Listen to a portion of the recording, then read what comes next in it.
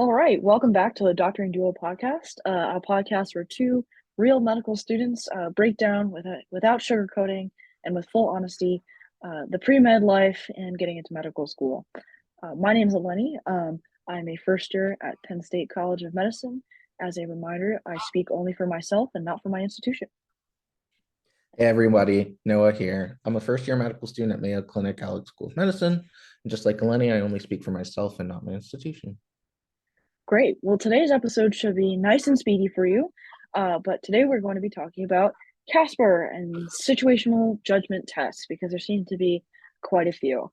And from what I remember from taking the Casper was that there wasn't a lot of information out about it. When I was looking for the test, it was mostly from like Reddit and a little bit from SDN. Yeah, the test for us was surrounded in a bit of mystique because it seemed like schools were still kind of figuring out what exactly to do with them. So now it's a little bit more clear cut. And schools I think have a better idea of how exactly of what they're doing with the test, at least with Casper. Um, so Eleni and I today, we just wanted to briefly talk about what Casper is. And for us, I'll talk a little bit about what it was for us, and then maybe Eleni can go into what it was or what it is now. But for us, it was just a purely do we even have video responses? I don't think we had video responses. It was just written scenarios, and then we had 5 minutes Yeah. to respond to 3 questions. I think they were piloting the videos, like you could opt into it. Some people could opt into it.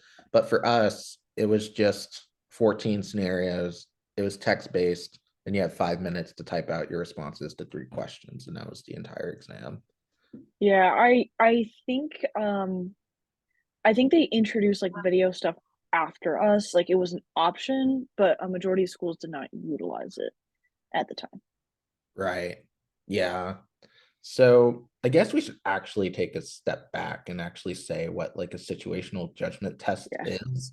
Um, so basically what a situational judgment test is, which is both what Casper and AMC preview exam are, is that they present realistic but also hypothetical scenarios, and then they ask you how you respond. In Casper, you actually type this out, and then in preview, it's like a multiple choice Likert exam scale type thing. And it's really kind of meant to a soft, just like interviews, like assess your soft skills. So I'll let Eleni take it off and kind of talk about her experience with it. Yeah. So I think this is not like the MCAT in the sense that like I feel comfortable sharing how I did on my Casper. I know if you're not comfortable, no worries. But I did score fourth quartile on the Casper, and I did not do a lot of studying.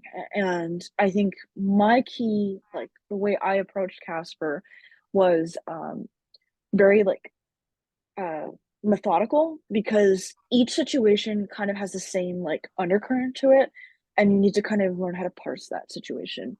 So I was a resident advisor and for like 3 years in undergrad, and for me I use a lot of the strategies that I used with conflict resolution when I was an RA. And I know there's like a stars one, I think, that they put on, like it's on Reddit, like, oh, use stars. I think that's too complicated. I don't know if you use that. But I like to use a three-prong method. So the first part of the method is validate. So whatever the person says, even if someone says something totally crazy, you should always validate their concerns. So, even if it's something that upsets you potentially, so like if someone's an anti-vaxxer and says, I believe in this or that, or actually as a real life example, I had a patient come up to me and say X-rays make you gain weight, um, which is a little bit of a preposterous claim, with little scientific backing.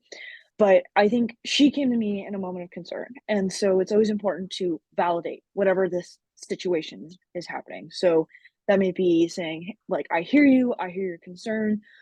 Or in the case of like a Casper, like if a friend's going through a difficult scenario or something like that, say, like, I hear you, like, I understand this is what you're going through. So you acknowledge them and you give them the respect. The second part is thank them. Thank them and offer support. So even if someone says something that's like concerning to you, like X-rays make you gain weight, you should always thank them for sharing that with you. Thank you for sharing that with me. That means a lot that you trusted me to share that kind of thing. So you have two steps that are just built on respect. And the last one is come to a mutual solution with a middle ground.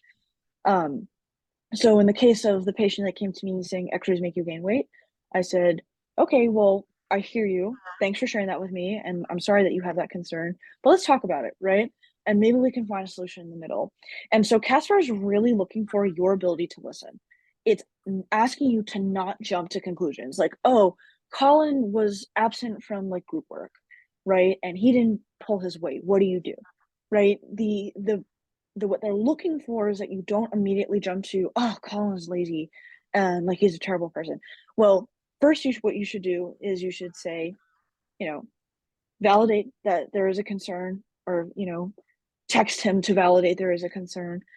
Thank him for sharing whatever he shares with you after you ask him, and go from there. Because there's always it's kind of like an onion. There's always another layer underneath. And I know I've talked a lot. Noah, what are your strategies?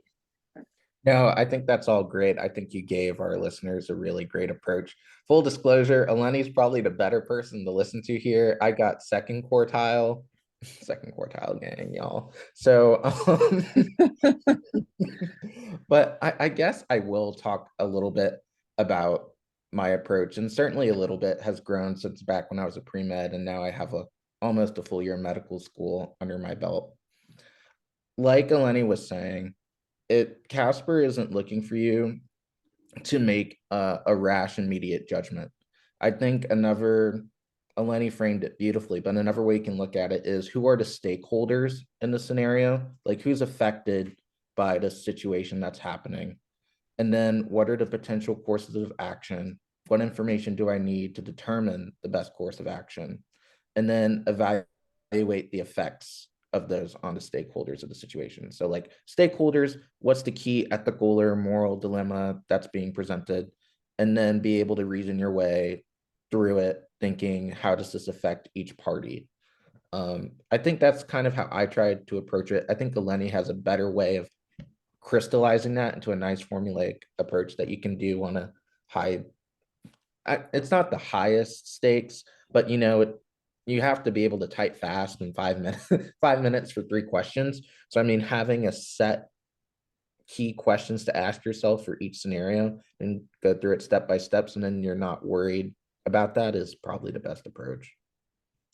Yeah, and I think kind of my strategy is designed for people who are a little bit of a slower typer, because you can type 3 sentences in 5 minutes, right? You can type your validating sentence, you can type your supporting sentence, and you can type your solution sentence.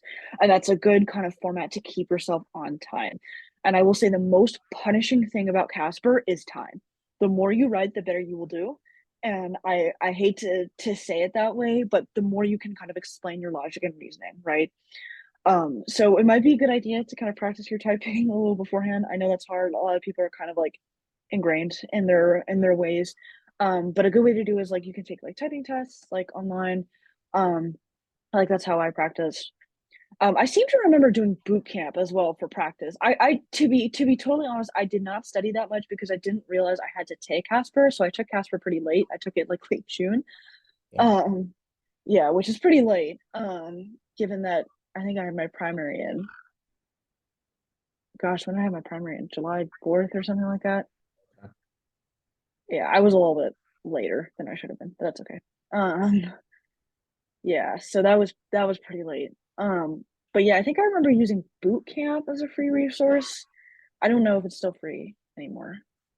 Okay. Yeah, I was going through the resources that I used. And to be honest, I don't think since it's testing soft skills, it's by nature, they're trying to eliminate something that you can study for. And part of that's why they have the time limit, is so they really want, like, what's your raw, honest response, like, thoughtful, but your raw and honest response. I guess the one thing that I do think is helpful is to have a brief understanding of bioethics in general. And one page, and I'll link it in the YouTube description once we post this, is the University of Washington Ethics and Medicine page. I think is really excellent. And they broke down some key ethical scenarios. And I think just being familiar with bioethical theory, like the four tenets of beneficence, non-maleficence, autonomy, and what's the other one, Eleni? We just learned this in bioethics. And It's then, autonomy, justice, yeah, beneficence, justice. and non-maleficence. Yeah, so Non-maleficence. being familiar with like those four can also give you another framework to work in. Um, so I think it's useful. I'm looking at the scenarios here. They talk about end of life issues, which I think even came up on my Casper, personal beliefs, like Lenny was talking about with anti-vaxxers, like that's common that you run into scenarios where beliefs clash. So I think being familiar with the language and having like a common vocabulary to talk about that is useful. Yeah. Yeah, I think you said that perfectly. Like building a vocabulary is super important. Like there are certain like buzzwords like support and like listen and like validate that I think are going to be very helpful for succeeding on Casper. Yeah, for sure. And just remember that the raters who scored a test are actually explicitly told to ignore grammar and spelling. So if you're trying to rush and type, don't worry about typos. Just really try and get your point across as quickly and eloquently as possible, even though I know that's pretty hard. Um, Yeah, and I do want to say kind of like about the University of Washington ethics. I did look at that, and I think it's helpful to kind of give you a framing. I don't think it's helpful to be your framing for an actual like answer. So like it's good for like a mental framework. It's not good for like an answer framework because I don't think you'll have time to explore autonomy, beneficence, non-maleficence, and justice, and even like in an actual ethics scenario. So like we're studying ethics now in our humanities class. Like it's mostly like an emphasis on one versus like an emphasis on all four. And I don't think you'll have time. So I think it's a good thing to like explore and like especially if you have no bioethical framework, I think it's very important. But like, don't feel bad if you can't cram all like four buzzwords into your answer. no, yeah, that's a good point. You're going to have to be a little bit judicious in what parts of the question that you want to address and make sure that you're addressing all three questions. And I don't know if the scoring is still like this, but I remember during our period in which we were applying, if you had a really good answer to one of the questions that was well thought out and well written, I think you could even still get full points, even if you didn't, or at least the majority of the points, if even if you didn't address all three. Yeah, that is correct. Um, yeah, so I think that hits Casper pretty well. I would say it's like a lot lower stress than I thought it was going to be. Oh, also they are filming you, so try not to pick your nose and stuff. And also they are looking for cheating, so please don't cheat on a low stakes Casper exam. Yeah, and it's kind of sad if you do try to cheat. I don't even know how you try and cheat when you have 5 minutes to write three questions. Yeah, But I don't know. yeah, just not a good idea. I think briefly, I think we've hit Casper pretty well, but I just wanted to talk a little bit about how it is this year because it's going to be different for you guys and for subsequent cycles than it was for us. So this year, the exam shouldn't take you any longer than an hour and 50 minutes. It's 14 scenarios. This year, there are two sections. You have a video response section, in which, just like Eleni and I are now, you're going to be on camera. They're going to present you a scenario, and you're going to actually have to say in words what you're thinking. It's not as scary as it sounds. In fact, it might take a little bit of pressure off because, in general, I think people can speak faster than they can type. Um, you can get an optional 10-minute break if you want. And then there's a written response section in which Elaine and I described that's how it was for our cohort, was we just wrote out our answers. Each scenario is still graded by a different rater, and you're actually compared to your peers. So it's sort of like they do some sort of statistic with that, and you get a score from 1 to 9, and then you don't actually get to see your raw score. You get a quartile, as Lenny and I already covered. And then just last little bit on logistics. This year, I think it's more expensive. It's $85 and you get to send that to 8 schools. And then it's $15 for each subsequent school after that eighth school. So yeah, I think we'll move on to preview. And this will just be super brief because Eleni and I both did not take this exam. This is relatively new. Um, So yeah, I'll let Eleni start us off about that real quick. I mean, this is your research, so Noah was covering me while we had a really rough musculoskeletal block. So I don't know how much I should speak on this. So it's only an hour and 15 minutes, and it is 30 scenarios.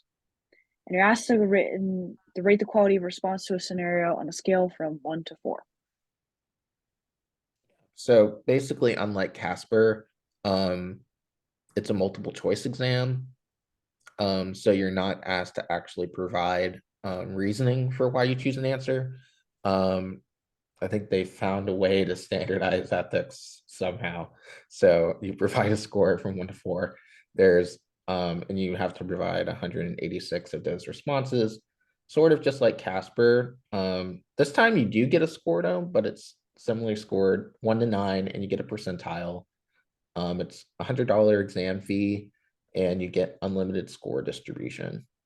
So that's all we have for you about the preview exam.